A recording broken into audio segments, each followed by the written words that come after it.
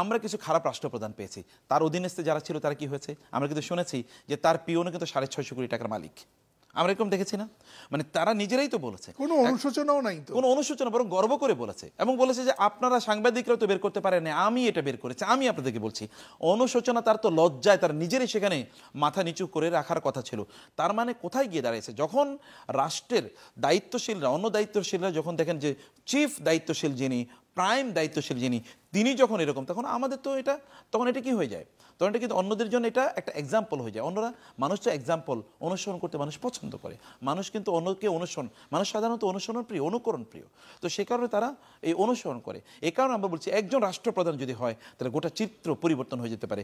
যেমনিভাবে আমরা রাসূল ইসলামের কথা বলেছি, রাষ্ট্রপ্রধান, আপনি দেখেন তৎকালীন সমাজ লুটেরা সমাজ, মানে এমন সমাজ যে সমাজ অন্যদের সম্পদ লুট করে নেওয়াটাকে তাদের অধিকার মনে করত, যেই সমাজে নারীদেরকে জীবন্ত প্রথিত করত, সেই সমাজে নারীদেরকে দেখলে ওরা চোখ তুলে তাকাবে এরকম। আচ্ছা, সেই সমাজ, সেই রাজনীতি এখন কিভাবে আপনি করবেন যে যেই পেশা যখন রাজনীতি, অর্থাৎ ছোট ছোট কর্মী, ছোট ছোট নেতা, এলাকার উপজেলা ইউনিয়ন নেতা অথবা জেলার নেতা, ছোটখাটো নেতা, তার একমাত্র পেশা রাজনীতি।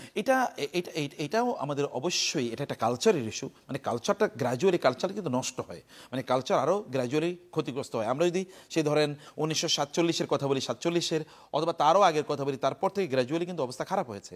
তো ফলে আমাদেরকে কাউকে না কাউকে একটা ব্রেক থ্রো করতে হবে, এবং আমরা আশা করি যে আমাদের এখনকার যারা রাষ্ট্র পরিচালনার দায়িত্ব নিয়েছেন এরকম একটা ব্রেক থ্রো হয়তো বা তারা করবেন, তারা হয়তো বা দেখাবেন যে দেখো আমরা কোনো দুর্নীতির মধ্যে নাই, তোমরা আমাদেরকে ক্লিন। আমাদের এরকম তো কিছু লোক এরকম ছিল যাদের এমন ক্লিন ইমেজ ছিল যে তাদের বিরুদ্ধে কোনো ধরনের দলিল কেউ কখনো প্রমাণ করতে পারে নাই যে না এরা কোনো অন্যায় করেছে, এবং তাদেরকে কিন্তু অন্যরা এখন এক্সাম্পল হিসেবে দেখায়, অন্যরা তাদেরকে দেখে ইন্সপায়ার্ড হয়। এরকম কিছু লোক আমাদের লাগবে। এটা রাষ্ট্রপ্রধান যদি হয় তাইলে এটা অনেক অনেক সহজ। এখন এরকম রাষ্ট্রপ্রধান আমরা কোথায় পাবো সেটা একটা কথা। লেট আস ড্রিম আওয়ার, মানে make our own children to become the রাষ্ট্রপ্রধান অফ আওয়ার কান্ট্রি, যারা এরকম দিনদার হবে। আমরা কেন এই স্বপ্ন দেখি না যে আমাদের 2-4 জনকে আমরা এরকম বানাই? 1 নম্বর কথা। 2 নম্বর, পেশা যদি তাদের এটা হয় তাহলে তো এই সমস্যা হবেই, কারণ আমরা বলেছি criminalisation of politics, politicisation of criminals, মানে ক্রিমিনালদেরকে আমরা রাজনীতিবিদ বানিয়েছি আর রাজনীতিবিদরা ক্রিমিনাল হয়ে গেছে। এই দুইটাই তো এখানে আমাদের মৌলিক প্রবলেম। এই জায়গা থেকে বের হওয়ার জন্য কিছু ভালো মানুষকে এখানে দায়িত্ব নিতে হবে। আমি ভালো মানুষ, যেমন আমরা বলেছি যারা সত্যি করতে নৈতিকতা সম্পন্ন, এটাকে কেউ এটাকে চ্যালেঞ্জ হিসেবে গ্রহণ করুক যে না আমি এই জায়গায়। জনগণের দায় আছে কিনা, আপনি ভালো লোক দাঁড় করিয়ে দেন, ভালো লোক দাঁড় করিয়ে দেন, সে জিতবে না। জনগণের দায় আছে, জনগণ ভালো মানুষ চায় কিনা।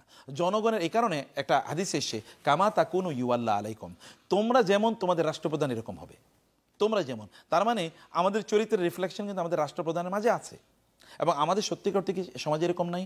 আপনি একজন সাধারণ ব্যবসায়ী, একেবারে মুদি দোকানদার, অথবা যেমন যারা ধরুন আমরা ফুটপাতে যারা ব্যবসা করে, যদি দেখে যে আপনি কোনোভাবে একটু সাধারণ মানুষ, আপনার কাছে সে তিন গুণ দাম নেওয়ার চেষ্টা করবে।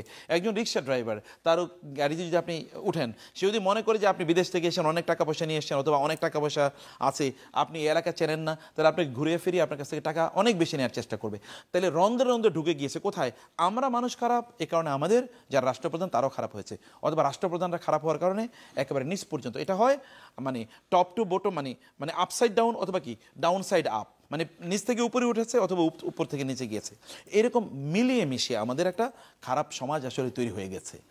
মানে এই দুর্বৃত্তায়নের কথা যে বলছেন, সেই কথা আবার যদি এখন বলতে চাই যে সেটাও নাকি বলা যাবে না।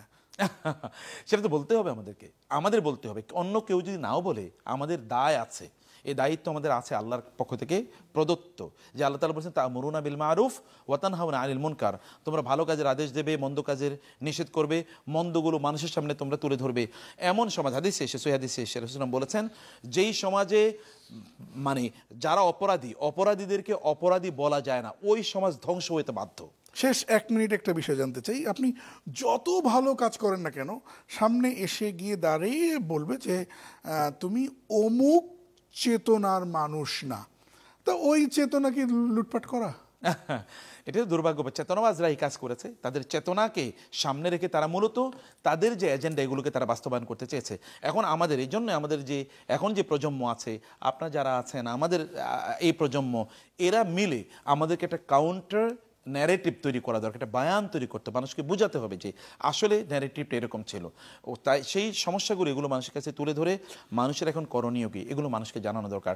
আমার বিশ্বাস এই আলোচনা আমরা যত বেশি করতে পারবো, এবং একটা পজিটিভ এনভায়রনমেন্ট এখন আছে, এই এনভায়রনমেন্টে এই আলোচনা যত বেশি করা যাবে আমরা মানুষের কাছে তত হয়তো বা বিষয়টাকে পৌঁছে দিতে পারবো ইনশাআল্লাহ।